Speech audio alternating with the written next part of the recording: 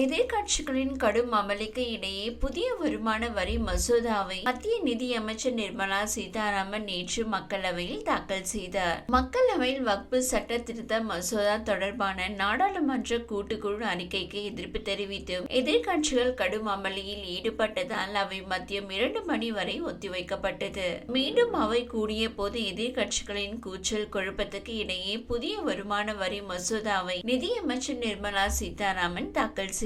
எதிர்க்கட்சி உறுப்பினர்கள் இதற்கு அறிமுக நிலையிலேயே எதிர்ப்பு தெரிவித்தனர். ஆனால் குரல் வாக்கெடுப்பு மூலம் இந்த மசோதாவை தாக்கல் செய்யும் தீர்மானம் நிறைவேற்றப்பட்டதாக அறிவிக்கப்பட்டது.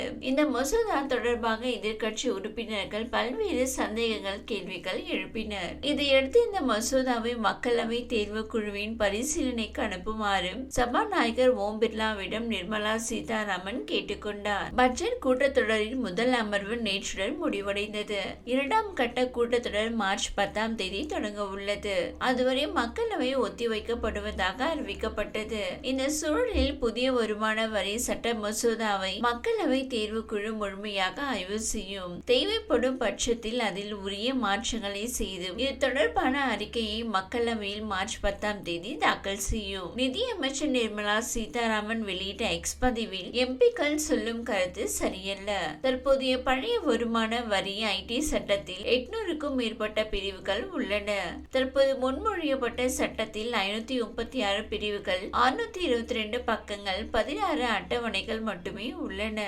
இது எளிதாக இருக்கும் என்று தெரிவித்துள்ளார். 1961ஆம் ஆண்டு பழைய வருமான வரி சட்டத்தை மாற்றுவதை இலக்காக கொண்டு புதிய மசோதா கொண்டுவரப்பட்டுள்ளது. இது 2026 ஏப்ரல் முதல் அமலுக்கு வரும் என தெரிகிறது. 60 ஆண்டுகளாக வருமான வரி சட்டத்தில் இருக்கும் முந்தைய ஆண்டு என்ற சொல் நீக்கப்பட்டு அதற்கு பதிலாக வரி ஆண்டு என்பது சேர்க்கப்பட்டுள்ளது. மதிப்பீட்டு ஆண்டு என்ற சொல்லும் நீக்கப்பட்டுள்ளது.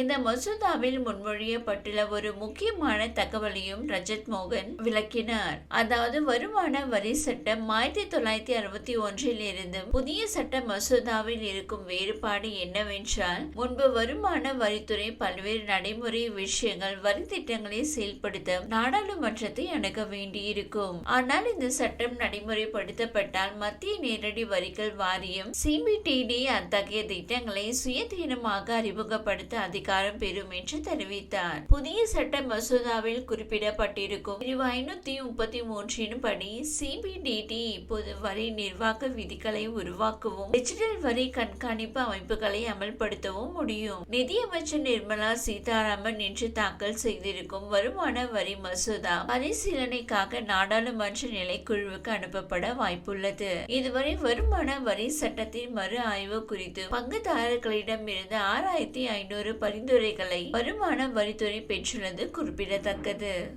இந்த வீடியோ உங்களுக்கு பிடித்திருந்தால் லைக் செய்யுங்க. மேலும் இதுபோல் வீடியோ தொடர்ந்து பார்க்க நம்ம ஒரு சேனலை சப்ஸ்கிரைப் மற்றும் ஃபாலோ செய்யுங்க.